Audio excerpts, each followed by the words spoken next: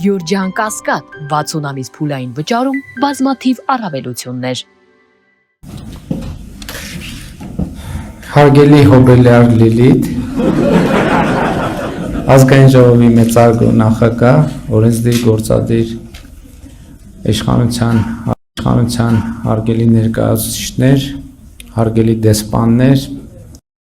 վարած քաղաքականության եւ նրա որդեգրած ռազմավարության մասին, որով ինչպես կարելի էր եւ ակնհայտ է, որ գերմանացիները հպարտանում են եւ այդ ռազմավարությունը համարում են իրենց պետական եւ ազգային ինքնության կարևոր մաս,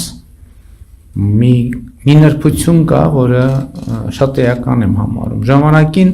Ադենաուերի որդեգրած ռազմավարությունը անվանում էին նաև խայտառակության ռազմավարություն,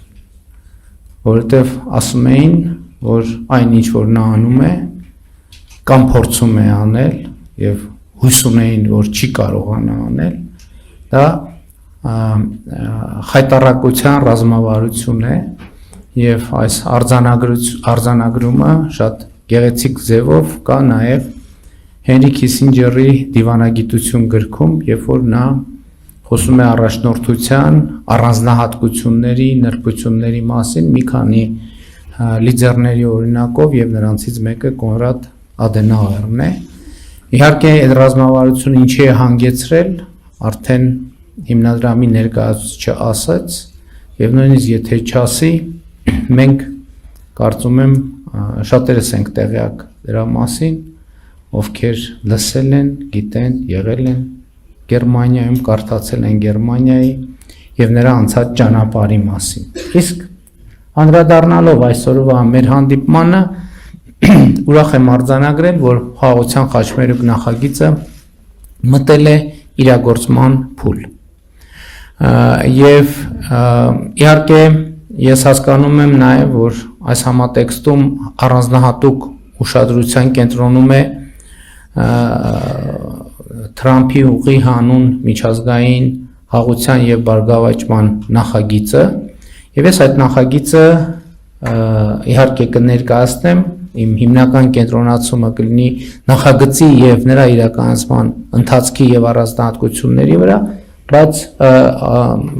ավելի լայն համատեքստը նույնպես կարեւոր է, որովհետև խաղաղության խաչմերուկ նախագծի իրագործման առումով չափազանց կարևոր է այն, որ մենք ըստ էության արդեն մի փուլ ենք մտել, որտեղ հյուսիս-հարավ նախագիծը ստանում է միսուարիում։ Գիտեք, որ այս տարի արդեն մենք կբացենք Գյումրիից, այստեղ նույնիսկ Գյումրիից Երևան հատվածը հյուսիս-հարավ ճանապարհի, որը հիմա գործնականում արդեն պատրաստ է, ուղղակի կահավորման աշխատանքներ պետք է արվեն եւ նաեւ Ագարակ Քաջարան հատվածն է կառուցվում շատ մեծ տեմպերով, ներկայումս շատ ակտիվ քննարկումներ են ընթանում Սիսիան Քաջարան հատվածի կառուցման ուղղությամբ եւ նաեւ առանձնահատուկ կարեւորություն ունի Բարգուշատի թունելի կառուցման նախագիծը, որի վերաբերյալ մենք արդեն մտնում ենք եզրափակիչ փուլ։ Այս համատեքստում չափազանց կարևոր եմ համարում, որ ի վերջո տեղի ունեցել մեկ այլ պատմական իրադարձություն Հայաստանի անկախությունից ի վեր ըստ էության առաջին անգամ Ադրբեջանի երկաթուղով բեռներ են մտել Հայաստանի Հանրապետություն, Ռուսաստանից եւ Ղազախստանից, իհարկե առայժմ Վրաստան, Հայաստան, Ադրբեջան, Վրաստան, Հայաստան երթուղով, ինչպես կարող եք տեսնել, խորհրդային ժամանակներում մենք Ադրբեջանի հետ ուղիղ երկաթուղային կապ ունեցել ենք Տավուշի մարզով եւ Սյունիքի մարզով, եւ նաեւ ուզում եմ մեր ուշադրությունը հրավիրել այն փաստի վրա, որ Հայաստանի Հանրապետությունը պատրաստակամություն է հայտնել հենց այսօր ապահովել բեռնատար մեքենաների տարանցումը Թուրքիայից ներողություն Մարգարայով, Կորնիձորով Ադրբեջան եւ հակառակ ուղղությամբ Ինչու ենք մենք հիմա այս առաջարկում, որովհետև այսօր այս ենթակառուցվածքը պատրաստ է։ Մնացած իհարկե բոլոր հատվածներում, որի մասին ես կխոսեմ, նույնպես մեր քաղաքական պատրաստակամությունը առկա է, բայց այդտեղ պարզապես դեռ ներդրումներ ունենք անելու։ Հիմա Թրամփի ուղի հանուն միջազգային խաղաղության եւ բարգավաճման կամ կարճ Trip Route նախագիծը իրականացնելու որ փուլում ենք մենք գտնվում եւ առաջիկայում ինչ է մեզ սպասվում այս ուղղությամբ։ Իհարկե գիտեք, որ նախագիծը մեկնարկել է, ստեղծվել է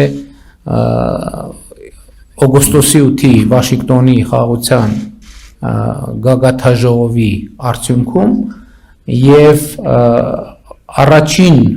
գործողությունը, որը մենք կանենք եւ մենք հիմա աշխատում ենք դրա վրա, որը նաեւ ցույց է տալիս, պիտի ցույց տա, թե ինչպես է իրականացվելու նախագիծը, այսպես ասած կանոնակարգման գրավոր բազա ստեղծելն է։ Ուզում եմ հիշեցնել, որ ըստ էության այդ բազայի ստեղծման առաջին փուլը Վաշինգտոնի հռչակագիրն է, որտեղ ընդհանուր շրջանակը նկարագրված է։ Հաջորդիվ ինչ է տեղի ունենալու։ Հաջորդիվ տեղի է ունենալու Հայաստանի եւ Միացյալ Նահանգների կողմից համատեղ իրավաբանական անձի ստեղծումը, որը հենց կլինի Trip ընկերություն կամ Trip Route ընկերություն անվան վերջնականացումը նաև ընթացքի մեջ է, որը կլինի արդեն ինչպես ասացի Հայաստան Միացյալ Նահանգներ համատեղ հիմնադրված ընկերություն եւ կլինի տնօրենների խորհուրդ, որը կկառավարի ընկերությունը։ Տնօրենների խորհրդում ներկայացված կլինեն Հայաստանի եւ Միացյալ Նահանգները եւ իհարկե տնօրենների խորհրդում բաշխվածությունը կախված կլինի նաեւ մասնաբաժիններից, որի շուրջ նույնպես ներկայումս քննարկումներ են տեղի ունենում, բայց կարևոր է արձանագրել, որ ռազմավարական նշանակության հարցերի վերաբերյալ Հայաստանի ներկայացուցիչները Հայաստանը կունենա վճռական ձայնի իրավունք։ Սա շատ կարևոր ըմբռնում է եւ շատ կարևոր արձանագրում է։ Հաջորդ նրբությունը, որի մասին կուզենայի խոսել, հետեւյալն է, որ նախագիծը ունենալու է մի քանի բովանդակային ուղղություն։ Երկաթուղի, էլեկտրահաղորդման գծեր, խողովակաշարեր, որի մեջ կարող են լինել գազամուղ, նավթամուղ,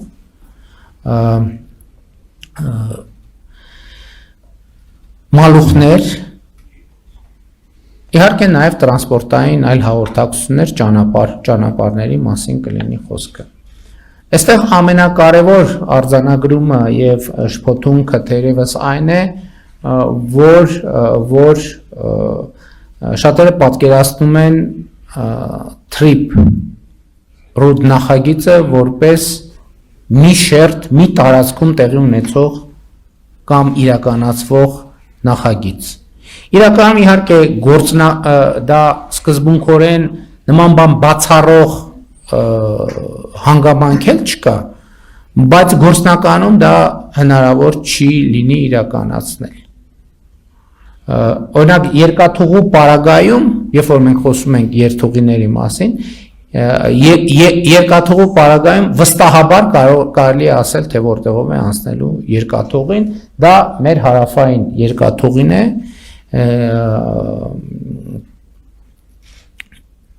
որը խորհրդային միության ժամանակ գոյություն է ունեցել պայմանական Նռնաձոր, Կարճևան հատվածներում, այսինքն մեզ հայտնի, որը խաղաղության խաչմերուկ նախագծում նշված է, ակնհայտորեն երկաթուղին լինելու է այդտեղ, կառուցվելու է, վերականգնվելու է այդտեղ, ինչու ակնհայտորեն, որովհետև նախ այլտեղ գործնականում հնարավոր չէ երկաթուղի ունենալ կամ եթե նույնիսկ պատկերացնենք, որ գործնականում հնարավորն է, տասնյակ անգամներով ավելի թանկ կլինի այդ երկաթուղին։ Բայց կա նաև ուրիշ հանգամանք, որ նրանք ովքեր տեղում եղել են, գիտեն, որ ռելիեֆային առումով տարածքը նույնիսկ երկաթուղու համար բավականին սահմանափակ է եւ հնարավոր չի բոլոր ենթակառուցվածքները եւ նախագծերը իրականացնել այստեղում եւ հետեւաբար դա իհարկե տեխնիկա, տնտեսական հետազոտության խնդիր է, օրինակ գազամուղերը, նավթամուղերը, էլեկտրահաղորդման գծերը կարող են իրականացվել այլ երթուղիներով, որոնք հենց տեխնիկատնտեսական եւ ինժեներական առումով առավել արդյունավետ եւ նպաստավոր կգտնվեն։ Այլ տեղեր ասելով նկատի ունեմ Հայաստանի Հանրապետության ցանկացած այլ տարածքով։ Սա մի կարևոր նրբություն է, որի մասին ուզում էի անպայման ընդգծել։ Հիմա հաջորդ հարցը կախված, որովհետև դա էլ է քննարկվում ու հիմնականում ներհայաստանյան դաշտում կապված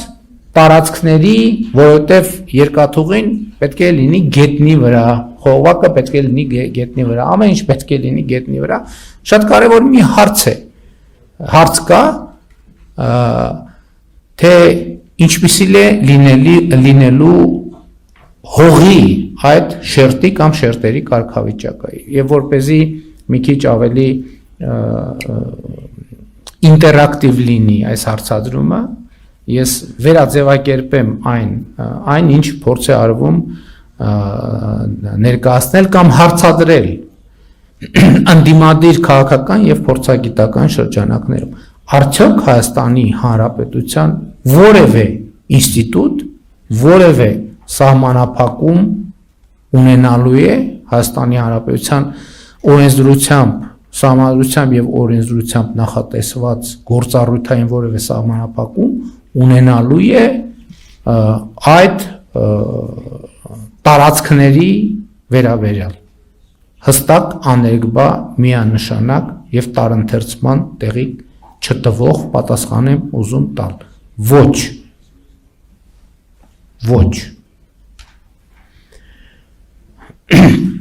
Սահմանափակումներ կարող են լինել այնպիսին, ինչպիսին օրինակ Հայաստանի Երևանում օրինակ կան գործարաններ, ճիշտ է, կան ձեռնարկություններ, Երևանում կա Զվարթնոց օդանավակայան։ Ինչ որ սահմանափակումներ, ինչ որ կարող են լինել, ասենք մոտակա ամենամեծ հիմա այս պայն ամենամոտակա գործարանը որն է, կամ ինչ որ ներդրումային ծրագիր, ինչ սահմանափակումներ կարող են լինել այնտեղ, նույնն էլ կարող են լինել TRIP route նախագծի կոնկրետ ծրագրերում, որովհետև ես էլ է կարևոր, մենք պետք է նաև չվախեցնենք մեր պոտենցիալ ներդրողներին, որովհետև ցանկացած ներդրող ինքը նաև իր գործունեության արեալը ունի եւ կարևոր է, որ իր գործունեության արեալում ինքը իր կանոնադրական խնդիրները լուծելու ճանապարհին չունենա սահմանափակումներ, բացի այն, ինչ որ նախատեսված է Հայաստանի Հանրապետության օրենսդրությամբ։